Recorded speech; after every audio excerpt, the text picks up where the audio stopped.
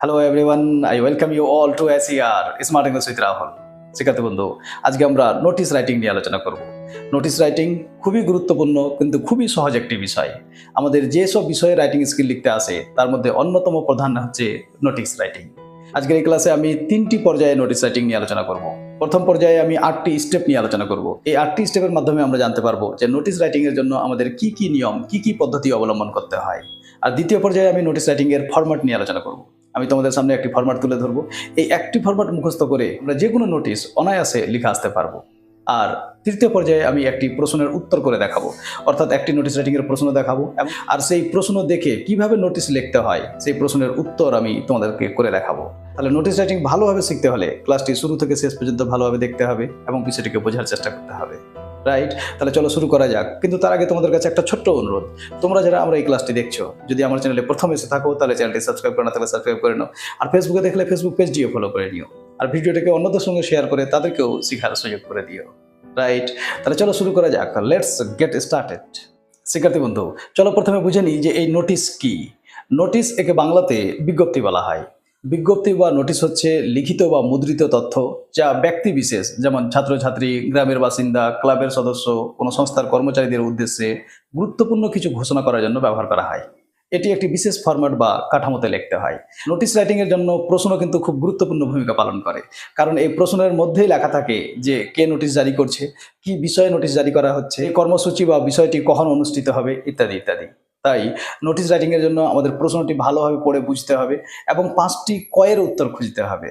হ্যাঁ, তোমরা ঠিকই শুনেছ, 5টি ক। কি কি সেই 5টি ক? কি, কখন, কোথায়, কারা, কাকে। বোঝা গেল না? কি অর্থাৎ আমাদের প্রশ্নটি দেখে খুঁজে বের করতে হবে যে কি বিষয়ে নোটিশ জারি করা হচ্ছে। আচ্ছা, কখন অর্থাৎ যে বিষয়ে আমরা নোটিশ জারি করছি সেই কর্মসূচিটি বা সেই অনুষ্ঠানটি কখন অনুষ্ঠিত হবে সেই তারিখ আর সময় খুঁজে বের করতে হবে। 3 নম্বর, কোথায়, সেই কর্মসূচিটি কোথায় অনুষ্ঠিত হবে। 4 নম্বর, কারা, অর্থাৎ সেই কর্মসূচিতে বা সেই প্রোগ্রামে কারা অংশগ্রহণ করতে পারবে, এটাও আমাদের প্রশ্ন দেখে খুঁজে বের করার চেষ্টা করতে হবে। আর সবশেষে আছে কাকে, অর্থাৎ যে অনুষ্ঠানটি বা যে কর্মসূচিটি অনুষ্ঠিত হতে চলেছে তার জন্য কার সঙ্গে বা কাদের সঙ্গে যোগাযোগ করতে হবে। প্রশ্ন পড়ে আমাদের এই 5টি কয়ের উত্তর খুঁজতে হবে আর তারপরে আমাদের নোটিশ লিখতে শুরু করতে হবে। বোঝা গেল? চলো একটা প্রশ্ন দেখিয়ে তোমাদের বিষয়টি বোঝানোর চেষ্টা করি। লক্ষ্য করো স্ক্রিনে। লক্ষ্য করে আমি তোমাদের সামনে একটি প্রশ্ন তুলে ধরেছি। কি লেখা আছে? Suppose you are the secretary of students welfare committee of your school. Now write a notice in 100 words for the students that the committee is going to organize a free health checkup camp. Mention the date, time, venue of the camp. আচ্ছা, কি বলা আছে? Suppose you are the secretary of students welfare committee. ধরে তোমাদের বিদ্যালয়ের students welfare কমিটির secretary. এবারে একটি বিজ্ঞপ্তি জারি করো ছাত্রছাত্রীদের উদ্দেশ্যে, that the committee is going to organise, যে সেই কমিটি আয়োজন করতে চলেছে একটি free health check up camp, বিনামূল্যে স্বাস্থ্য পরীক্ষা শিবির। Mention the date, time, venue of the camp, সেখানে তারিখ, সময় এবং ভেন্যু মানে কোথায় অনুষ্ঠিত হবে সেটা উল্লেখ করো। তাহলে এই ছিল প্রশ্ন। এবার চলো আমরা 5টি কয়ের উত্তর খোঁজার চেষ্টা করি। প্রথম প্রশ্ন কি ছিল? কি, অর্থাৎ কি বিষয়ে নোটিশ জারি করা হচ্ছে। তাহলে লক্ষ্য করো এখানে কি দেওয়া আছে? Free health check up camp. তাহলে এটা হচ্ছে আমাদের কি এর উত্তর, মানে কি বিষয়ে নোটিশ জারি করা হচ্ছে। আচ্ছা, কখন অনুষ্ঠিত হবে? এখানে কিছু বলা নেই, তাহলে আমরা যে কোনো সময় বা যে কোনো দিন এখানে লিখতে পারি। 3 নম্বর, কোথায় অনুষ্ঠিত হবে? যেহেতু বিদ্যালয়ের কথা বলা হয়েছে, ছাত্রছাত্রীদের উদ্দেশ্যে নোটিশ জারি করতে বলা হয়েছে, তাহলে অবশ্যই বিদ্যালয় চত্বরে হবে। 4 নম্বর প্রশ্ন, কারা, কারা অংশগ্রহণ করবে? তাহলে যেহেতু বিদ্যালয় এবং ছাত্রছাত্রীদের উদ্দেশ্যে নোটিশ জারি করতে বলা হয়েছে, তাহলে অবশ্যই ছাত্রছাত্রীরা অংশগ্রহণ করবে। আচ্ছা, কার সঙ্গে যোগাযোগ করবে? তাহলে ওই উপরে বলেই দেওয়া হয়েছে, secretary of students welfare committee. Right, তাহলে এর সঙ্গে যোগাযোগ করতে হবে। তাহলে এইভাবে যখন আমাদের নোটিশ লিখতে বলা হবে, আমরা প্রশ্নটি ভালোভাবে পড়ে বুঝে এই 5টি কয়ের উত্তর খুঁজবো আর নোটিশ লিখতে শুরু করব। রাইট, তাহলে আমাদের প্রশ্নটি ভালোভাবে পড়ে বুঝে নিতে হবে আর তারপরে আমরা নোটিশ লিখতে শুরু করব। চলো আমরা এবার সেই 8টি স্টেপ নিয়ে আলোচনা করি, যে 8টি স্টেপের মাধ্যমে আমরা নোটিশ লেখা সম্পন্ন করব বা কমপ্লিট করব। স্টেপ নাম্বার 1, পৃষ্ঠার ঠিক উপরে মাঝ বরাবর আমাদের নোটিশ জারি করার যে সংস্থা, সেই সংস্থার নাম লিখতে হবে। যদি বিদ্যালয় হয় তাহলে বিদ্যালয়ের নাম, ক্লাব হলে ক্লাবের নাম, কোনো সংস্থা হলে সেই সংস্থার নাম, সব উপরে মাঝ বরাবর লিখতে হবে। যদি বিদ্যালয়ের হয়ে নোটিশ জারি করতে হয় তাহলে কিন্তু আমরা বিদ্যালয়ের নাম লিখবো না, এখানে আমরা একটা প্রতীকী নাম, যেমন ধরো ABC হাই স্কুল বা XYZ হাই স্কুল ইত্যাদি লিখবো। রাইট, কেন কি পরীক্ষার নিয়ম হলো যে পরীক্ষার খাতার মধ্যে এমন কোনো কিছু উল্লেখ করা যাবে না যাতে পরিচয় প্রকাশ পায়। তাহলে আমরা যদি বিদ্যালয়ের নাম দিয়ে দিই, হতে পারে পরীক্ষক সেই বিদ্যালয়ের নামের দ্বারা বুঝে যাবে যে এটা কোন স্কুলের খাতা। তাই আমরা বিদ্যালয়ের নাম দিব না এবিসি হাই স্কুল বা XYZ হাই স্কুল। তবে মনে রাখতে হবে এই স্কুলের বা সংস্থার যে নাম লিখবো এটা ক্যাপিটাল লেটার বা ব্লক লেটারে লেখা যায়। ক্যাপিটাল আর ব্লক লেটার তোমাদের তো জানা আছে। ক্যাপিটাল লেটার মানে প্রতিটি শব্দের প্রথম বর্ণ ক্যাপিটাল আর বাকি লেটারগুলি স্মল লেটারে হবে, আর ব্লক লেটার মানে প্রতিটি শব্দের প্রতিটি বর্ণ ক্যাপিটাল লেটারে হবে, রাইট? তবে আমি বলি কি সংস্থার নাম বা বিদ্যালয়ের নামটা আমরা ক্যাপিটাল লেটারে লিখবো, অর্থাৎ প্রতিটি শব্দের প্রথম বর্ণ ক্যাপিটাল আর তারপরের অংশগুলি স্মল লেটারে লিখতে হবে, রাইট? আচ্ছা, এবারে এসো স্টেপ নাম্বার 2। স্টেপ নাম্বার 2 তে আমরা ঠিক সেই সংস্থার নামের নিচে নোটিশ কথাটিকে ব্লক লেটারে বড় বড় করে লিখবো, যেন সহজেই দৃষ্টিগোচর হয়, সহজেই বোঝা যায়, রাইট? কি বললাম? ব্লক লেটারে। এটা ছিল স্টেপ নাম্বার 2। এবারে এসো স্টেপ নাম্বার 3। স্টেপ নাম্বার 3 তে আমরা সেই নোটিশ কথাটির একটু নিচে বিষয়বস্তুটাকে সংক্ষেপে উল্লেখ করবো। আচ্ছা, বিষয়বস্তু কোথায় পাবো? ওই যে প্রশ্নে দেওয়া থাকবে, রাইট? যেমনটা আমি তোমাদের একটু আগে প্রশ্ন দেখালাম, এই যে এখানে বিষয়বস্তু কি? Free health check up camp. তাহলে এই free health check up camp কথাটিকে আমরা নোটিশের ঠিক নিচে স্মল লেটারে লিখে দেবো। এই বিষয়বস্তুটাকে আমরা ব্র্যাকেটেও ঘেরতে পারি বা শুধু এমনি লিখে দিয়েও ছেড়ে দিতে পারি, তবে এখানে সাবজেক্ট কথাটার উল্লেখ করার দরকার নেই। Point clear? এবার এসো স্টেপ নাম্বার 4। স্টেপ নাম্বার 4-এ এসে আমরা ঠিক তার নিচে ডান দিকে নোটিশ জারি করার তারিখ উল্লেখ করব, অর্থাৎ যেদিন নোটিশ জারি করছি সেই দিনের তারিখটাকে আমরা ওখানে লিখবো। আর তারিখ কিভাবে লিখবো? তারিখটা সংখ্যায়, মাসের নামটা সংক্ষেপে, আর সালটাকেও সংখ্যায় লিখবো। এই যে তোমরা দেখতেই পাচ্ছ। তবে তারিখকে বাম দিকেও লেখা যায়, তাতে অসুবিধা নেই। বোঝা গেল? আচ্ছা, এই নোটিশ রাইটিং এর ক্ষেত্রে তারিখটা কিন্তু খুব গুরুত্বপূর্ণ ভূমিকা পালন করে। আমাদের মনে রাখতে হবে নোটিশে সাধারণত 3 ধরনের তারিখ লিখতে হয়। প্রথম হচ্ছে যেদিন নোটিশ জারি করছি সেই তারিখটা লিখতে হবে, যেমনটা আমি যে একটু আগে তোমাদের দেখালাম। দ্বিতীয় হচ্ছে যে বিষয়ে নোটিশ জারি করছি সেই কর্মসূচিটি কখন অনুষ্ঠিত হবে তার তারিখ উল্লেখ করতে হবে। আর তৃতীয় নম্বর হচ্ছে সেই অনুষ্ঠান বা কর্মসূচিতে অংশগ্রহণ করার ব্যাপার থাকলে, নাম নথিভুক্ত করার ব্যাপার থাকলে সেই তারিখটা উল্লেখ করতে হবে। তাহলে এই 3টি তারিখ উল্লেখ করার সময় আমাদের কিন্তু বিশেষ সতর্কতা অবলম্বন করতে হবে। প্রথম কি? আমরা যেদিন নোটিশ জারি করছি সেই তারিখটাকে আমরা একেবারে উপরে ডান দিকে লিখবো, যেমনটা তোমরা দেখতে পাচ্ছ। দ্বিতীয়ত আমরা মূল বিষয়বস্তুর মধ্যে সেই কর্মসূচিটি কখন অনুষ্ঠিত হবে তার তারিখটা লিখবো, কিন্তু মনে রাখতে হবে নোটিশ জারি করার তারিখ মানে যেদিন আমি নোটিশ লিখছি ওই তারিখ, আর কর্মসূচি অনুষ্ঠিত হওয়ার তারিখ, এই দুটি তারিখের মধ্যে 10 দিনের অন্ততপক্ষে ব্যবধান থাকতে হবে। ধরো আমি যদি আজকে নোটিশ জারি করি 30শে জুলাই 2025, তাহলে আমি যে কর্মসূচিটির জন্য নোটিশ জারি করছি সেটা অনুষ্ঠিত হওয়ার তারিখ দিব 10ই আগস্ট, রাইট? 10-11 দিন ব্যবধান থাকতে হবে। আচ্ছা, এবার সেই কর্মসূচিতে যদি অংশগ্রহণের জন্য নাম নথিভুক্ত করার ব্যাপার থাকে, তাহলে সেই নাম নথিভুক্ত করার জন্য শেষ তারিখ আমি 8 আগস্ট দিতে পারি। তাহলে নোটিশ জারি করছি 30শে জুলাই, অনুষ্ঠান অনুষ্ঠিত হবে 10ই আগস্ট, আর সেই অনুষ্ঠানে অংশগ্রহণের জন্য নাম নথিভুক্ত করার ব্যাপার থাকলে আমরা সেই নাম নথিভুক্ত করার শেষ তারিখ দিব 8 তারিখ, 8 তারিখ বা তার আগে। বোঝা গেল?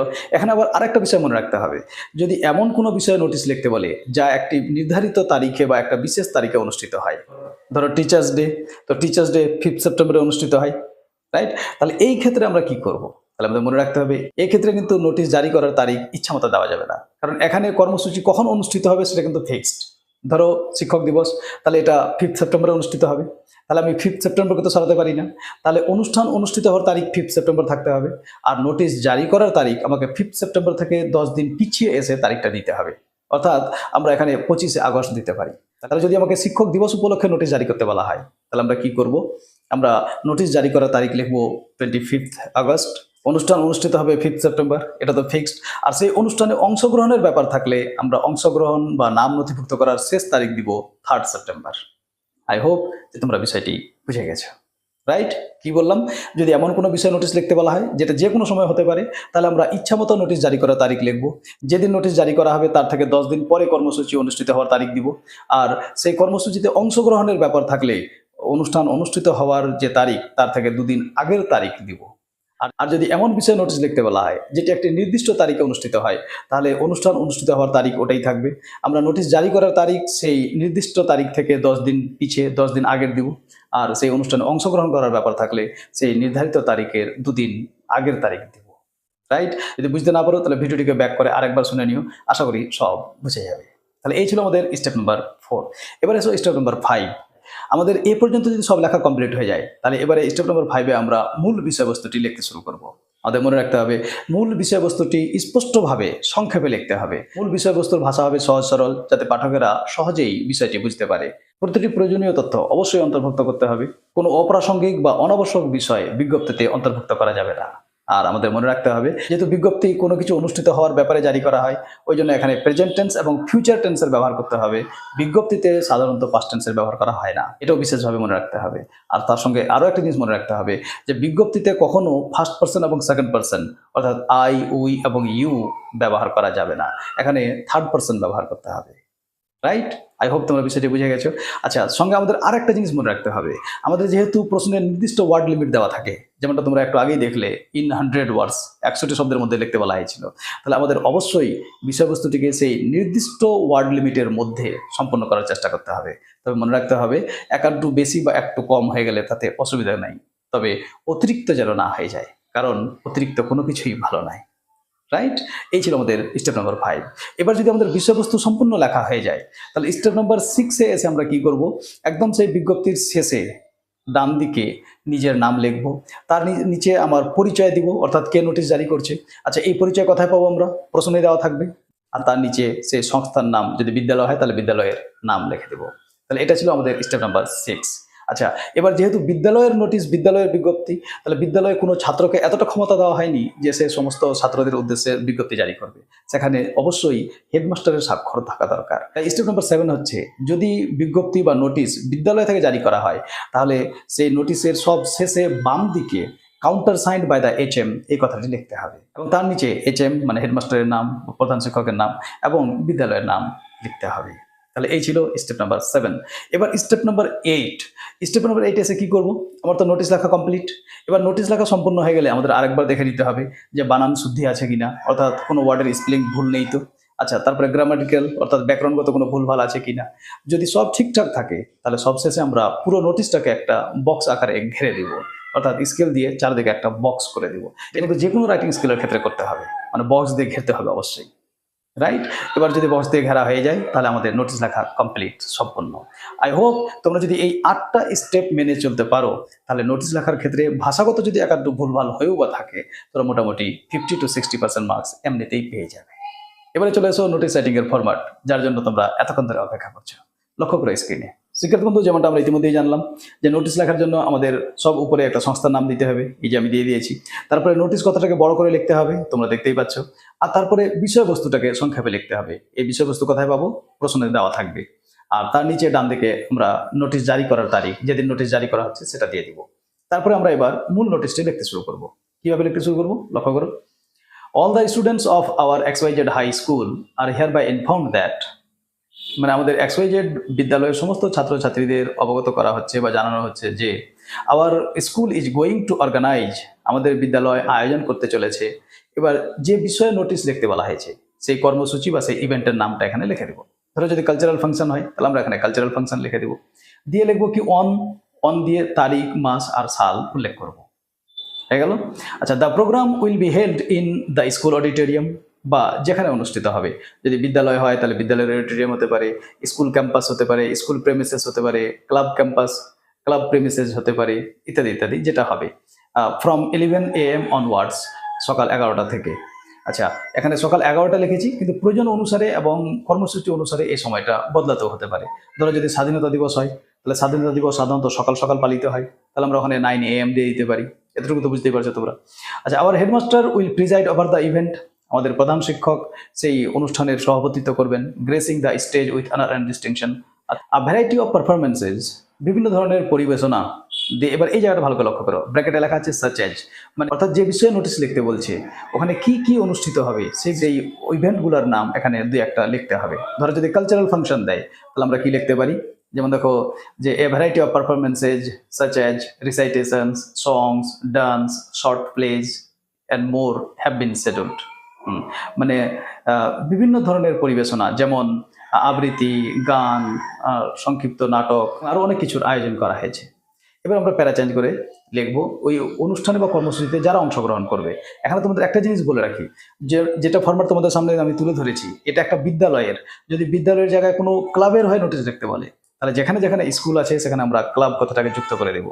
যেখানে হেডমাস্টার আছে ওখানে আমরা ক্লাবের সেক্রেটারি দিয়ে দেবো, বা কোনো সম্মানীয় ব্যক্তির নাম দিয়ে দেবো।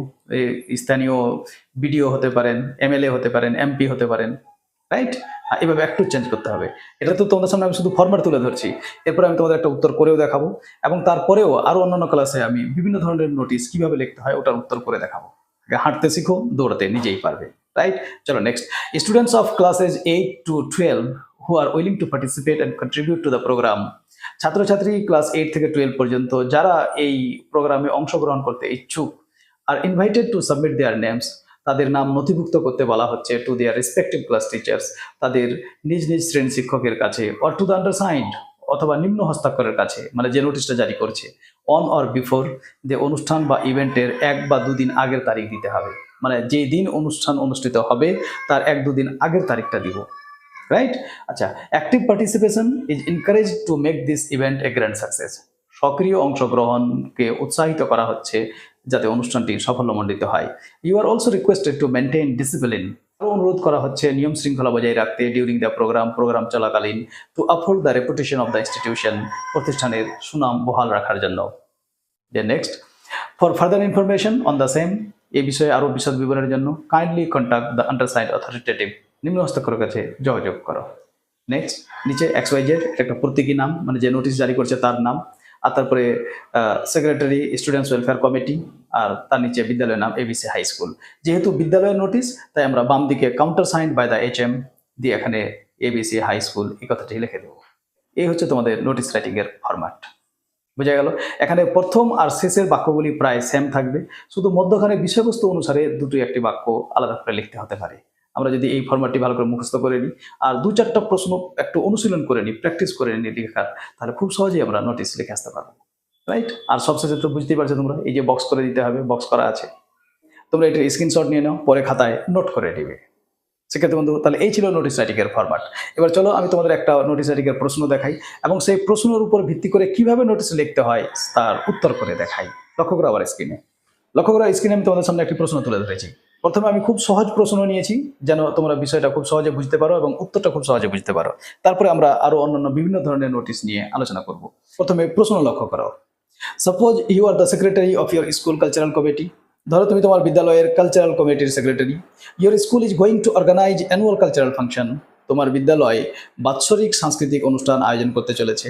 নাও write a notice for the students to participate in the programme, এবার ছাত্রছাত্রীদের উদ্দেশ্যে নোটিশ জারি করো তারা যেন সেই প্রোগ্রামে, সেই অনুষ্ঠানে অংশগ্রহণ করে। Mention date, time and others, সময়, তারিখ এবং অন্য প্রয়োজনীয় জিনিস উল্লেখ করো। তাহলে এই হচ্ছে প্রশ্ন। এবার এই প্রশ্নটির যদি উত্তর করতে হয় তাহলে আমরা কিভাবে উত্তর করব? চলো প্রথমে 5টি কয়ের উত্তর খুঁজি। আচ্ছা, কি বিষয়ে নোটিশ জারি করতে বলেছে? Annual cultural function, right? আচ্ছা, কখন অনুষ্ঠিত হবে? এখানে কিছু উল্লেখ করা নেই, তাহলে আমরা আমাদের ইচ্ছামতো তারিখ দিতে পারি। আচ্ছা, কোথায় অনুষ্ঠিত হবে? তো বিদ্যালয় থেকে নোটিশ জারি করা হচ্ছে, তাহলে অবশ্যই বিদ্যালয়ে অনুষ্ঠিত হবে। আচ্ছা, কারা অংশগ্রহণ করবে? তো এখানে পরিষ্কার বলে দেওয়া হয়েছে ছাত্রছাত্রীরা। আর কাদের সঙ্গে যোগাযোগ করতে হবে? তাহলে প্রশ্নে উল্লেখ করাই আছে সেক্রেটারি অফ কালচারাল কমিটি। তাহলে আমরা 5টি কয়ের উত্তর খুঁজে পেয়ে গেলাম। এবার আমরা লিখতে শুরু করব। আচ্ছা, প্রথম স্টেপ কি? যেহেতু বিদ্যালয়ের, তাহলে আমরা সব উপরে বিদ্যালয়ের নাম লিখবো। লক্ষ্য করো ABC হাই স্কুল। তারপরে নোটিশ কথাটাকে বড় করে লিখতে হবে, ব্লক লেটারে আমরা লিখে দিয়েছি। আর তারপরে বিষয়বস্তু, তো বিষয়বস্তু কি ছিল? অ্যানুয়াল কালচারাল ফাংশন, তাহলে আমরা অ্যানুয়াল কালচারাল ফাংশন দিয়ে দিব। আচ্ছা, স্টেপ নম্বর 4 কি ছিল? ডেট। যেহেতু এখানে ডেট বলা নাই, আমরা ইচ্ছা মতো ডেট দিতে পারি। লক্ষ্য করো আমরা এখানে 2 আগস্ট 2025 এটা তারিখ দিয়েছি। এবার আমরা মূল বিষয়বস্তুটি লিখতে শুরু করব। কিভাবে লিখবো? লক্ষ্য করো। All the students of ABC high school are hereby informed that the school is going to organize its annual cultural function on 12th August 2025. ABC high স্কুলের সকল ছাত্রছাত্রীকে জানানো হচ্ছে যে বিদ্যালয় 12ই আগস্ট 2025-এ বার্ষিক সাংস্কৃতিক অনুষ্ঠান আয়োজন করতে চলেছে। লক্ষ্য করো আমরা নোটিশ জারি করার তারিখ কবে দিয়েছি? 2 তারিখ, অর্থাৎ নোটিশটি 2 তারিখে জারি করা হয়েছে। আর অনুষ্ঠান অনুষ্ঠিত হওয়ার তারিখ দিয়েছি 12 তারিখ। আর আমরা এটাই জেনেছিলাম যে নোটিশ জারি করার দিন থেকে যেদিন প্রোগ্রামটা অনুষ্ঠিত হবে তার মধ্যে অন্ততপক্ষে 10 দিনের ব্যবধান থাকতে হবে, right? Next, the programme will be held in the school auditorium from 11 AM onwards, অনুষ্ঠানটি বিদ্যালয়ের অডিটোরিয়ামে সকাল 11টা থেকে শুরু হবে। Our headmaster will preside over the event, আমাদের প্রধান শিক্ষক অনুষ্ঠানটির সভাপতিত্ব করবেন। Gracing the stage with honour and distinction, এবং সম্মান ও গৌরবের সঙ্গে মঞ্চ অলঙ্কৃত করবেন। A variety of performances such as recitations, song, instrumental and vocal music, dance, drama and more have been scheduled. অনুষ্ঠানে আবৃত্তি, গান, যন্ত্র ও কণ্ঠসঙ্গীত, নাটক এবং অন্যান্য পরিবেশনার আয়োজন করা হয়েছে। Next, students of classes 8 to 12 who wish to participate and contribute to the program, অষ্টম শ্রেণী থেকে দ্বাদশ শ্রেণীর যেসব ছাত্রছাত্রী অনুষ্ঠানে অংশগ্রহণ করতে আগ্রহী আর রিকোয়েস্টেড, তাদেরকে অনুরোধ করা হচ্ছে টু সাবমিট দেয়ার নেমস, তাদের নাম জমা করতে বা নথিভুক্ত করতে, two their respective class teachers, তাদের নিজ নিজ শ্রেণী শিক্ষকের কাছে, অর টু দ্য আন্ডারসাইন্ড, অথবা নিম্ন স্বাক্ষরকারীর কাছে, on or before 10th August 2025, 10ই আগস্ট 2025 বা তার আগে। Active participation is encouraged to make the event a resounding success. এই অনুষ্ঠানটিকে সাফল্যমণ্ডিত করতে সক্রিয় অংশগ্রহণের জন্য সকলকে উৎসাহিত করা হচ্ছে। Students are also requested to maintain discipline and decorum throughout the program to uphold the reputation of the institution. Students are also requested, ছাত্রছাত্রীদের আরও অনুরোধ করা হচ্ছে to maintain discipline and decorum, শৃঙ্খলা এবং শালীনতা বজায় রাখতে অনুষ্ঠান চলাকালীন, to uphold the reputation of the institution, বিদ্যালয়ের সুনাম বজায় রাখতে। For further information on the same, এ বিষয়ে আরও বিশদ বিবরণের জন্য kindly contact the undersigned authoritative, অনুগ্রহ করে নিম্ন স্বাক্ষরকারী কর্তৃপক্ষের সঙ্গে যোগাযোগ করুন। এই হচ্ছে আমাদের নোটিশের উত্তর। এবং সবশেষে ডান দিকে যেহেতু নিজের নাম, তারপরে নিজের পরিচয় যেটা কোশ্চেনে দেওয়া আছে, সেক্রেটারি অফ কালচারাল কমিটি, আর তারপরে বিদ্যালয়ের নাম এবিসি হাই স্কুল। আর যেহেতু এটা বিদ্যালয়ের নোটিশ, তাই বাম দিকে countersigned by the HM এই কথাটি অবশ্যই লিখতে হবে। তাহলে এইভাবে আমাদেরকে নোটিশের প্রশ্ন দেখে তার উত্তর করতে হবে। আই হোপ তোমরা যদি ফরম্যাট মুখস্থ করে কয়েকটি প্রশ্নের উত্তর অনুশীলন করো, তাহলে খুব সহজেই যে কোনো ধরনের নোটিশের উত্তর তোমরা করতে পারবে।